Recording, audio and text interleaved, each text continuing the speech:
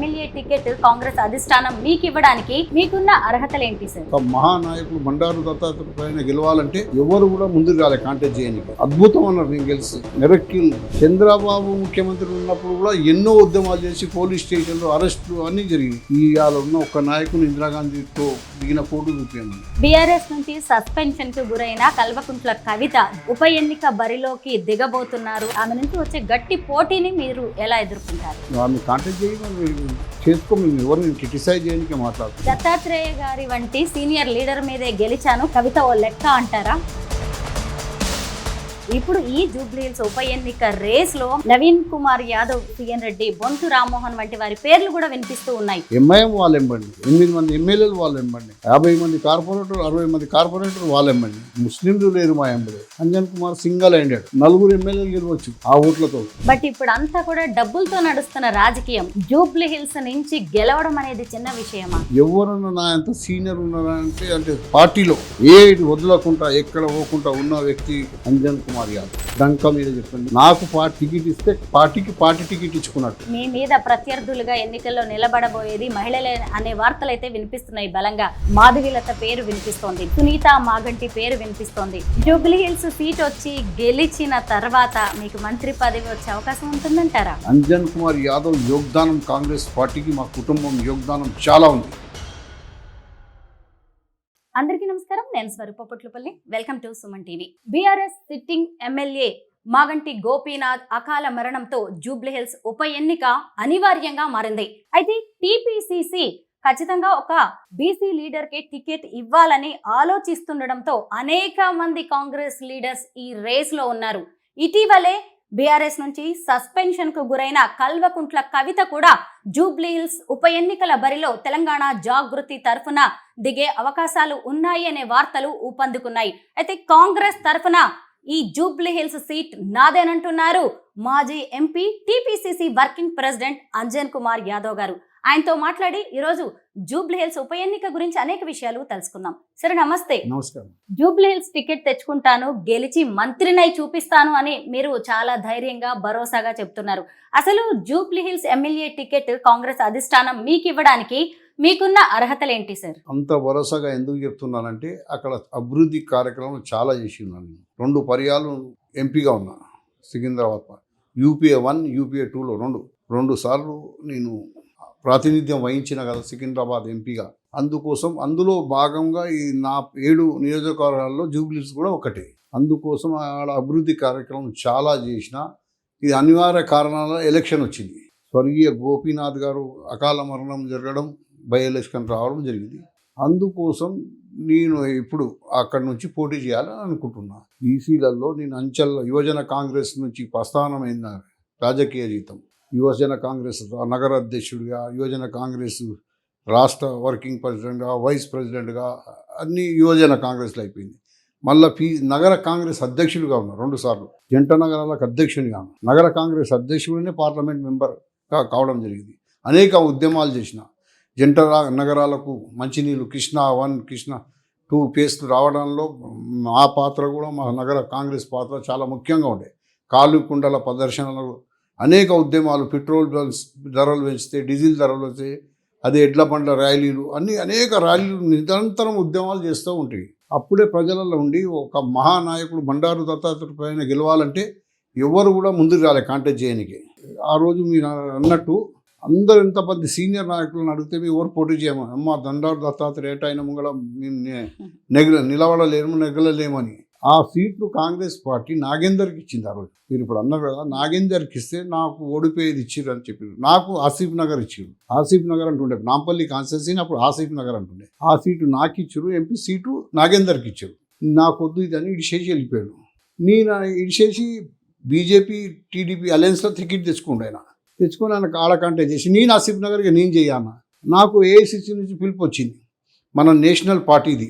ఆఖరికి అభ్యర్థి లేకుంటే చాలా అది అవుతుందని గులాం నబీ ఆజాద్ గారు ఫోన్ చేసి, యాదవ్ తుమ్ కాంటెస్ట్ కడతాం సాబ్ అని చెప్పి కాంటెస్ట్ చేస్తా అని చెప్పిన. ఐసీ తెరకు ఉదయతే నా ఆసిఫ్ నగర్ మా బి క్యాండిడేట్ దోండు అని చెప్పారు. నేను ఒక వైశ్యుడు గుప్తన్ అక్కడ సెట్ చేసి నేను పార్లమెంట్కు నామినేషన్ చేసిన. బండారు దత్తాత్రేయ అప్పుడు యూనియన్ మినిస్టర్, రైల్వే సహాయ మంత్రి ఉండే. ఆయన కాంటెస్ట్ చేయడానికి ఎవరు ముందు రాకుండా అంతకుముందు 2 సార్లు ఎంపీ అయినా అప్పుడు మంత్రి, కేంద్ర మంత్రి. ఆయన మీద నేను నెగ్గడం జరిగింది. అప్పుడు అద్భుతం అన్నారు నేను గెలిస్తే. జైంట్ కిల్లర్, మిరకిల్ అవన్నీ చెప్పారు. వాళ్ళే చెప్తారు వాళ్ళ జీవిత చరిత్రలో ఎవరు అయినా ఇప్పుడు అలై బలై పెడతా అందరూ వచ్చి చెప్తారు. దత్తాత్రేయ గారు చాలా పెద్ద నాయకుడు, చాలా గొప్ప నాయకుడు. ఆయన బుక్ 6 ఆవిష్కరణలు అందరూ చెప్పారు. నిజమే, నేను ఒప్పుకుంటున్నా. నేను ఎందుకు కాంటాక్ట్ చేసినట్టు ఒక పెద్ద అభ్యర్థి మీద చేస్తే కింద పడ్డ మీద పేరైతే వస్తుంది కదా, దత్తాత్రేయ మీద కాంటాక్ట్ చేసి భగవంతుడు నన్ను గెలిపించిండు. ఆయన అందులోకి పోయిండు. ఇక్కడ ప్రభుత్వం వచ్చింది, రాజశేఖర రెడ్డి గారు ముఖ్యమంత్రి అయ్యిండు.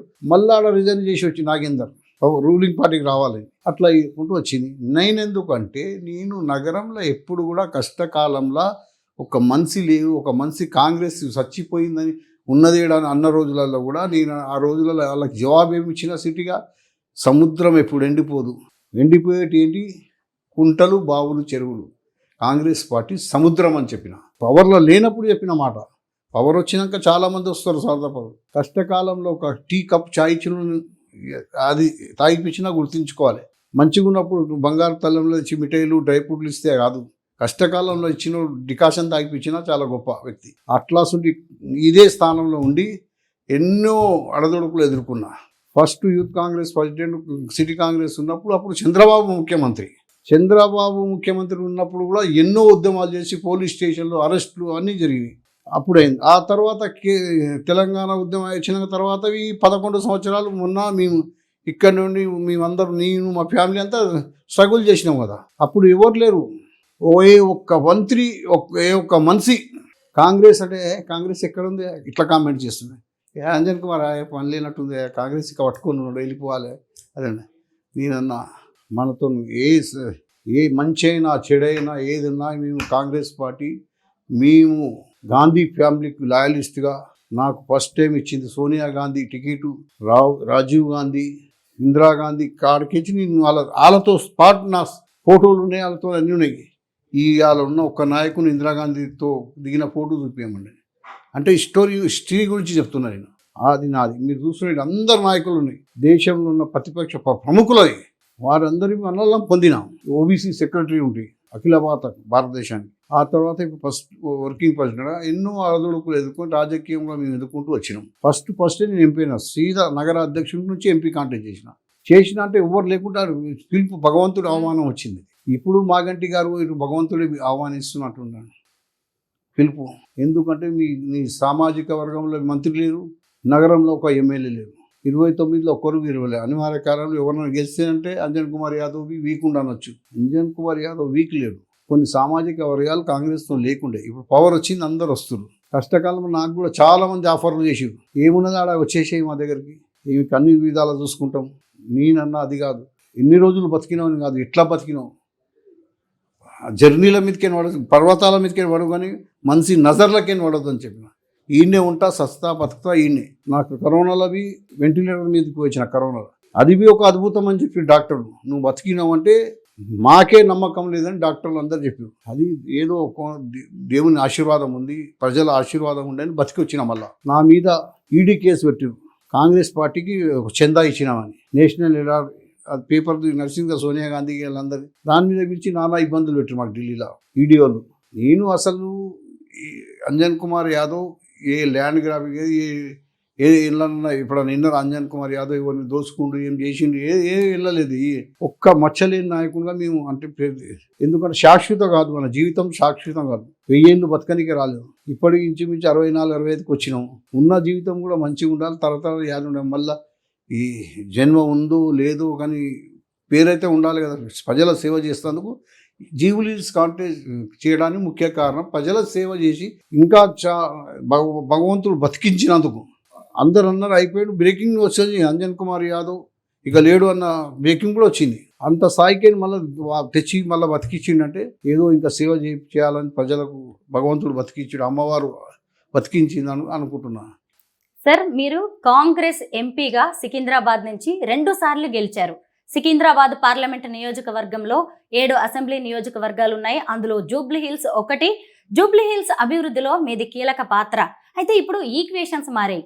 ఇప్పుడు ఈ జూబ్లీ హిల్స్ ఉప ఎన్నిక రేస్లో మీ పార్టీ నుంచే నవీన్ కుమార్ యాదవ్ కనిపిస్తున్నారు, అలాగే సిఎన్ రెడ్డి, బొంతు రామ్మోహన్ వంటి వారి పేర్లు కూడా వినిపిస్తూ ఉన్నాయి. అయితే వీళ్ళందరినీ ఇంత కాంపిటీషన్ దాటుకుని మీకే సీట్ వస్తుందని ఎందుకు భావిస్తున్నారు? 100% వస్తుంది నాకే. ఎందుకు వస్తుందంటే నేను అక్కడ సేవలు చేసిన ఒక అది కావాలి కదా కాంటెస్ట్, ఎదుటి పార్టీకి ఈక్వల్ కన్నా అధికం ఉండాలి బరువు అనేది. అందుకోసం నేను అన్ని విధాలా చేసి అన్నీ చేసి నేను ఎన్నడూ ఓడిపోయినా, నాకు 2 లక్షలు ఓడిపోయినాడు ఓట్లు. 2 లక్షలు మామూలు మాట కాదు ఓట్లు ఓడిపోయినప్పుడు. నా మీద తలసాని యాదవ్ కొడుకుని పెట్టిండు, 100 కోట్లు ఖర్చు పెట్టిండు. అయినా ఆ రోజు కష్టకాలంలో 8 మంది ఎమ్మెల్యేలు వాళ్ళు, 50 మంది కార్పొరేటర్లు వాళ్ళు, అయినా అంజన్ కుమార్ యాదవ్ ఏం లేదు కాంగ్రెస్ పార్టీకి. ముస్లింలు లేరు మా ఎంబడే, ఏ ఒక్క వర్గం లేనప్పుడు అంజన్ కుమార్ యాదవ్ 2 లక్షల ఓట్లు తెచ్చినట్టు ఏమన్నా ఉండొచ్చు కదా. 2 లక్షలలో 4 ఎమ్మెల్యేలు గెలవచ్చు ఆ ఓట్లతో. అంటే ఉందిగా అంజన్ కుమార్ యాదవ్ చెప్పి ఏమన్నా తనదైన స్వతహమైన బలం ఉంది కదా, 2 లక్షల ఓట్లు వస్తాయి కదా. వేరేతో ఆ తుఫాన్లో కొట్టుకపోవాలి. అట్లా అసలు తుఫాన్ వచ్చింది. బీజేపీది అట్లనే వచ్చింది, టీఆర్ఎస్ది కూడా అట్లే ఉంది కదా. ఎంఐఎం వాళ్ళు ఎంబడిని, 8 మంది ఎమ్మెల్యేలు వాళ్ళు ఎంబడిని, 50 మంది కార్పొరేటర్, 60 మంది కార్పొరేటర్ వాళ్ళు ఎంబడిని. Anjan Kumar single handed. వాళ్ళు 100 కోట్లు, ఒకళ్ళు 2 పార్టీలు 100 కోట్లు. బీజేపీ దగ్గర చాలా డబ్బు ఉంది, వాళ్ళు పెట్టారు. అంజన్ కుమార్ యాదవ్ వాళ్ళు 100 రూపాయలు పెడితే అంజన్ కుమార్ 1 రూపాయితో అన్ని ఓట్లు తెచ్చారు. అందుకోసం నాది నికారమైన నిక్కస్తమైన ఒరిజినల్ దాంతో మీ పాడేది. మా అద్రగణం చేసినది లేదు. ఏ రోజు 10 ఏళ్ళలో కూడా ఒక ఎలిగేషన్ ఉందని చెప్పని మన ఏమన్నా దోచుకుంటూ ఏదైనా ల్యాండ్ గ్యాబరింగ్, ఏదైనా 50 గజాలు కాదు 5 గజాల బంజారాయిల్లో నా ఇల్లు లేదు, నా ఏమీ లేదు, కిరాయి ఇంట్లో కొంపలో ఉంటాను నేను అంటే చెప్తున్నా. ఇక్కడికే వచ్చి బహుళంతస్తులు కట్టుకుని మా ఏరియాలో పూర తెలంగాణ ఉన్న క్రీమ్ అంతా ఆడనే ఉంటుంది. అంజన్ కుమార్ యాదవ్ సిటీలో 10 సంవత్సరాలు ఎంపీ చేసి ఒక ఇల్లు లేదంటే మీరు అర్థం చేసుకోండి. సార్, ఇప్పుడే మీరు చెప్పారు కిరాయి కొంపలో ఉంటాను అని. బట్ ఇప్పుడు అంతా కూడా డబ్బులతో నడుస్తున్న రాజకీయం. ఇలాంటి టైంలో దట్టు జూబ్లీ హిల్స్ నుంచి గెలవడం అనేది చిన్న విషయమా? ఏంటి మీ ధైర్యం? అదే ఉందిగా. భగవంతుడు మా ఎంబడి ఉన్నాడు. దత్తాత్రేయ మీద కాంటాక్ట్ చేసినప్పుడు అదే ఉండే పరిస్థితి. దత్తాత్రేయ గారు రైల్వే మినిస్టర్, అందరు తప్పుకున్నారు అందుకోసమే. దత్తాత్రేయ ముంగట 100 కోట్లు ముంగట నిలబడతాడు. ఆయన మంగళ షాప్ ఇనాగరేషన్ చేస్తాడు, పిల్లగాడు పుడితే 20 దేశానికి పోతాడు, అంత పాపులర్ కదా. కటింగ్ షాప్కి పోతాడు, పాన్ డబ్బాలో పాన్ తింటాడు. అట్లా కామెంట్ చేసి కాంటాక్ట్ చేయలేరు కొంతమంది. అట్లా కామెంట్ చేసి ఆయన కూడా మేమే ఆడతాను. డబ్బులు ఉన్నాయి, అన్నీ ఉన్నాయి. ఇదే ధైర్యం, అదే ధైర్యం ఆ రోజు ఉంది, ఇదే ధైర్యం ఈ రోజు ఉంది.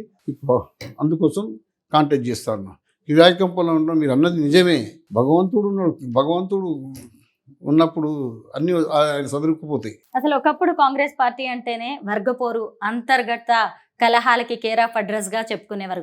మీరు కూడా మీడియా ముఖంగా గతంలో చెప్పారు, నాకు టీపీసీసీ వర్కింగ్ ప్రెసిడెంట్ పదవి రాకుండా పెద్ద పెద్ద సీనియర్ నేతలే అడ్డుపడ్డారు, అయినా సరే లాలూ ప్రసాద్ యాదవ్ అలాగే సోనియా గాంధీ లాంటి వాళ్ళ సిఫారసుతో నేను పదవి తెచ్చుకున్నాను అని.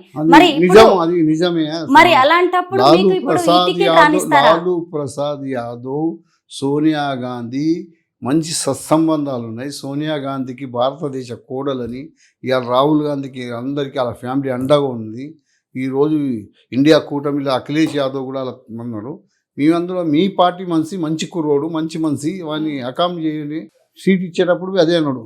నేను ఆజాద్ సాబ్కు వాళ్ళకి చెప్పిండు, ఆయన కష్టపడ్డాడు, నౌకరీ మజూరీ దేనా అన్నాను. मेहनत करा, सिटी का अध्यक्ष है, उसको मजूरी देना पड़ता ना, कौन सा सीट दे అని చెప్పిండు ఆయన. అప్పుడు ఆ రోజుల్లో గులాం నబీ ఆజాద్, మన సుబ్బిరామరెడ్డి ఉండే చెప్పిండంటే ఇక్కడ వాళ్ళు ఇప్పుడే చూడాలి. ఇప్పుడు నాది నేను ఫైట్ చేసుకోవాల్సి వస్తుంది. నేను ఇంత సీనియర్ ఉన్నా, ఎవరన్నా నా ఎంత సీనియర్ ఉన్నారంటే పార్టీలో ఏది వదలకుండా ఎక్కడ పోకుండా ఉన్న వ్యక్తి అంజన్ కుమార్ యాదవ్. డంక మీద చెప్తాను, నాకు టికెట్ ఇస్తే పార్టీ టికెట్ ఇచ్చుకున్నట్టు, లాయల్టీకి గుర్తింపు ఇచ్చినట్టు. అట్లా ఉద్యమాలు చెప్తే చాలా ఉన్నాయి, ఎన్నో చేసినాం మేము. ఇక ఆ సబ్జెక్ట్ పోతే ఇప్పుడు కాంటాక్ట్ చేస్తున్నా కానీ చాలా ఉంది కానీ చెప్పను. నేను మా కుటుంబం అందరం కూడా కష్టం వచ్చిన కాలంలో ఒక్క మనిషి 50 మందితో సమానం. ఆ రోజులలో మేము అంతా ఫోన్లు చేసి ఎక్కడెక్కడ పిలిపించి ఉస్మానియా హాస్పిటల్, గాంధీ హాస్పిటల్లో బీమార్లకు, రోగులకు, అందరికి, తంతులకు, విద్యులకు అందరికి సహకారాలు అందించినాం. కుల మతాలకు అతీతంగా, రాజకీయాలకు అతీతంగా అన్ని అభివృద్ధి కార్యక్రమాలు చేసినాం. హిందూ, ముస్లిం, సిక్, ఇసాయి అందరినీ కలుపుకుపోయిన అభివృద్ధి పనులు చేసినాను.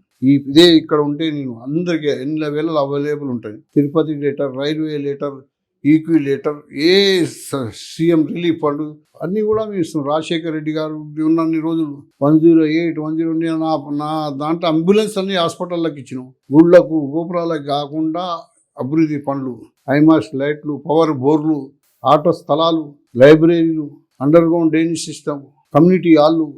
ఇప్పటికి మీరు పోయి జూబ్లీస్లో ప్రతి డివిజన్లో అభివృద్ధి చేసినాం. అందుకోసం నాకు అర్హత ఉంది, ఇవ్వాలి, ఇస్తారు అని నాకు తప్పక. సోనియా గాంధీ నాకు మంచి సంబంధాలు ఉన్నాయి. రాహుల్ గాంధీతో మంచి సంబంధాలు ఉన్నాయి. ఖర్గే గారితో సంబంధాలు ఉన్నాయి. ఖర్గే గారు నేను 2 సార్లు ఆయనతో పాటు ఎంపీ.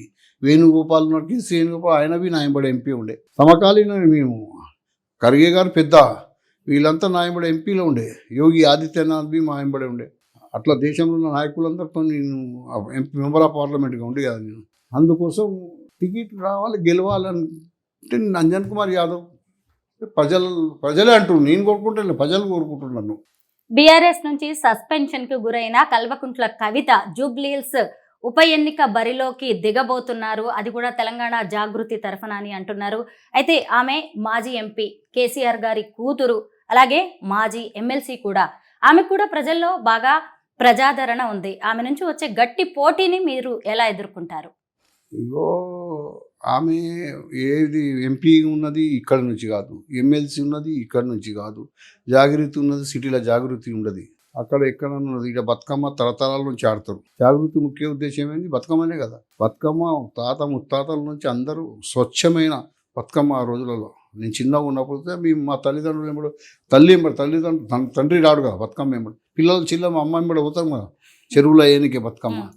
అది ఒరిజినల్ అప్పటి నుంచే ఉంది కదా బతుకమ్మ. జాగృతి చేసుకోమని ఎవరు నేను క్రిటిసైజ్ చేయడానికే మాట్లాడతాను. దాన్ని ఇంకా ఎంకరేజ్ చేసి చదివే విషయం ఉన్నదైతే ఇది మన పూర్వీకుల నుంచే కదా. అందుకోసం వాళ్ళు ఆమె కాంటాక్ట్ చేయమని పెద్ద లీడర్ ఉండే, కానీ దత్తాత్రేయ అంత పెద్ద లీడర్ ఎవరు లేరు కదా. ఉన్నారా ఎవరన్నా మీ నజర్లో ఉంటే చెప్పు. దత్తాత్రేయ కన్నా పెద్ద లీడర్ ఎవరన్నారా మన రాష్ట్రంలో?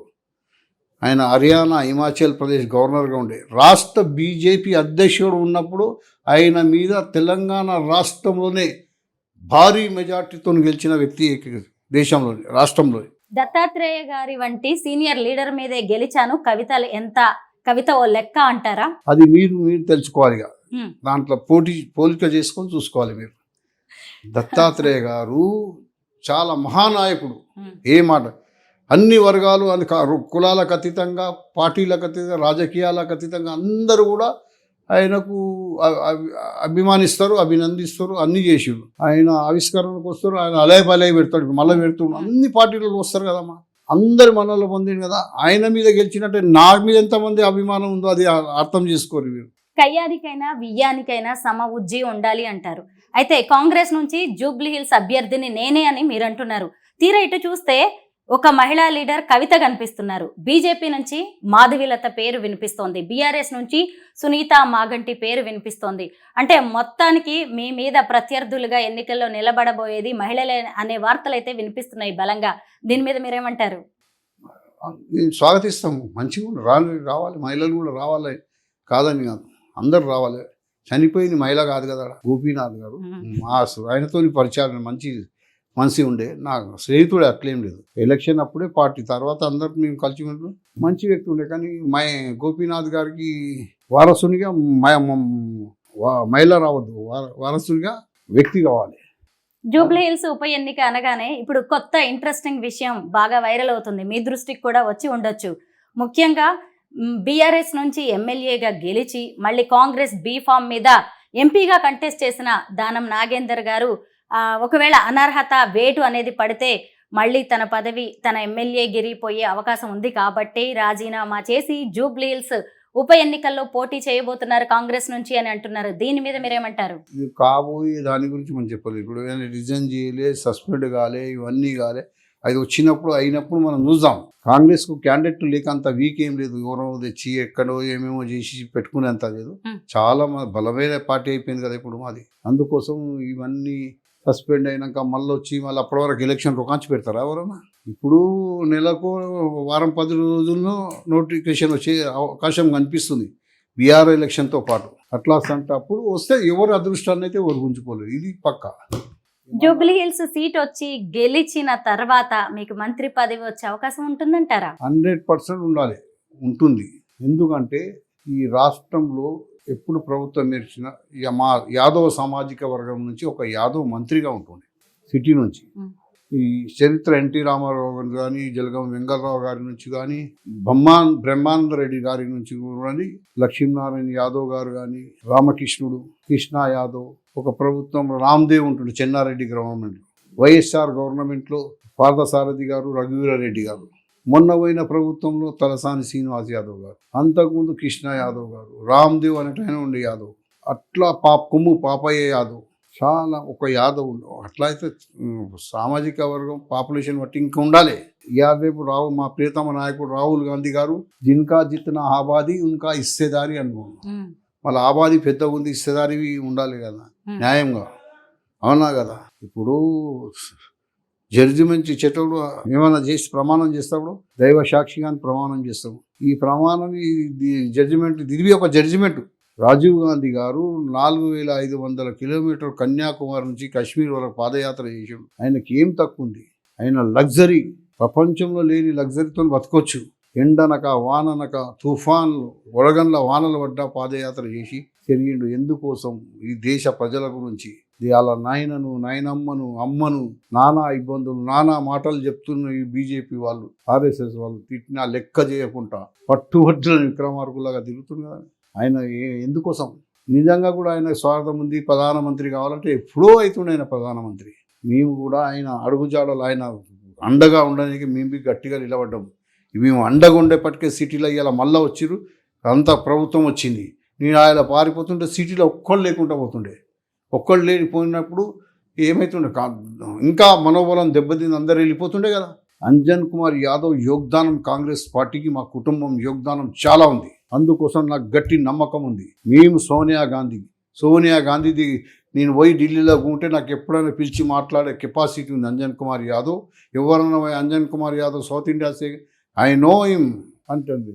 ఏం చెప్తావు? అలా ఫ్యామిలీతో 10 ఫోటోలు ఉన్నాయి. మా కుటుంబం అనిల్ ఎత్తుకొని ఉన్నది, మా మన్మల్ని ఎత్తుకున్న ఫోటోలు కడిగినాయి. రాహుల్ గాంధీ ఎంబడే మా సదర్ ప్రోగ్రాం దున్నపోతులది, మా ఫ్యామిలీ అంతా దిగి ఉన్నది. రాజీవ్ గాంధీతో ఫోటోలు ఉన్నాయి. అంత సీనియారిటీ రాజీవ్ గాంధీతో మాది, ఇందిరాగాంధీతో ఫోటో ఉంది నాదంటే. నేను రాజకీయాల తలలు పండిన నాయకులలో నేను ఒక్కడిని ఈ తెలంగాణ రాష్ట్రంలో. అట్లా ఉంటేప్పుడు దీని ప్రభావం మొత్తం పడుతుంది, సామాజిక వర్గం మీద పడుతుందిగా. మా నాయకునికి ఇట్లా అన్యాయం జరుగుతుంది. కాంగ్రెస్ పార్టీకి అది బలం చేకూర్చడానికే నేను పోటీ చేస్తా అంటున్నా. ఇప్పుడు స్థానిక సంస్థల ఎలక్షన్లు వస్తున్నాయి, మున్సిపల్ ఎలక్షన్స్ వస్తున్నాయి. ఇవాళ అవేర్నెస్ చాలా వచ్చింది పబ్లిక్లలో. మా యాదవులలో ఎవరు ఒక్క మనిషి లేడు దాన్ని ఎడ్యుకేటెడ్ పిల్లలు చదువుకుంటారు కదా మా అందరూ. అది కూడా కాంగ్రెస్ను సేవ్ చేయడానికి అంజన్ కుమార్ సీట్ అడుగుతుండు. మీరు ఇంకా దీని మీద అది చేయదు, దీని మీద డైలామాలు చేసి అది చేసి ఎగ్జామ్లు పెట్టి అది నేనే ఒక సర్వే, నా మీద ఇంకేం సర్వే? నేనే అంజన్ కుమార్ యాదవ్ అంటేనే కాంగ్రెస్ సర్వే. అలా ఇలా చాలా చెప్తున్నాను. దీని మీద ప్రయత్నాలు చేస్తాం, ట్రయల్ చూస్తామంటే ట్రయల్ చూడకూడదు. అంజన్ కుమార్ అనే దాని మీద ట్రయల్ చూసే మనిషి కాదు. అంజన్ కుమార్ నిఠారమైన కాంగ్రెస్ మంత్రి. ఈరోజు ఈ రాష్ట్రంలో కాంగ్రెస్ ప్రభుత్వం రావడంలో ముఖ్య కారణంలో నేను ఒకడిని. ఇక ఇష్యూలకు పోతే మనం ఇవాళ కాంటాక్ట్ చేస్తున్నా, డివైడ్ చేసి అలా అక్కడ తెలంగాణ అనకుండా పార్లమెంట్లో ఆ రోజు ఏం జరిగిందో అందరికీ తెలుసు.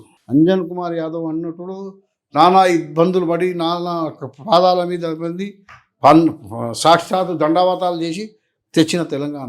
ఎవరి మీద వ్యతిరేకం కాదు, పక్క రాష్ట్రం మీద వ్యతిరేకం కాదు. కాకపోతే ఇక్కడ పిల్లలు చదివిపోతున్నారు. అప్పుడు ఆ శ్రీనివాసాచారి ఎవరు మన చనిపోయాడు కదా, శ్రీకాంతాచారి చనిపోయే వాళ్ళందరితో మాకు గుండె బాధ వచ్చి పార్లమెంట్లో గట్టిగా పోటీ చేసినాం. ఆ రోజు బిల్ అయ్యే రోజు మేమే ఉన్నాం.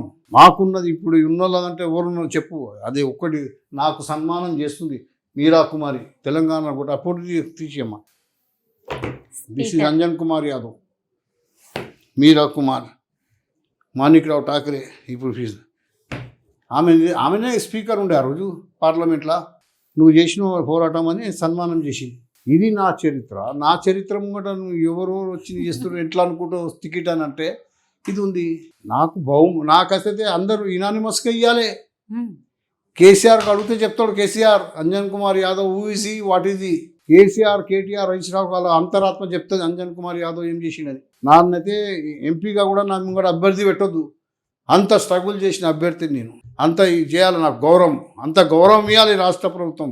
మీ సీనియారిటీకి అలాగే ప్రజానాయకుడిగా మీకున్న మంచి పేరుకి కాంగ్రెస్ అధిష్టానం ఖచ్చితంగా ప్రయారిటీ ఇస్తుందని, అలాగే జూబ్లీ హిల్స్ టికెట్ తెచ్చుకోవడంతో పాటు గెలిచి మీరు మంత్రి పదవి చేపడతారని మేము ఆశిస్తున్నాం. All the best and thank you so much sir. ధన్యవాదాలు, నమస్కారం.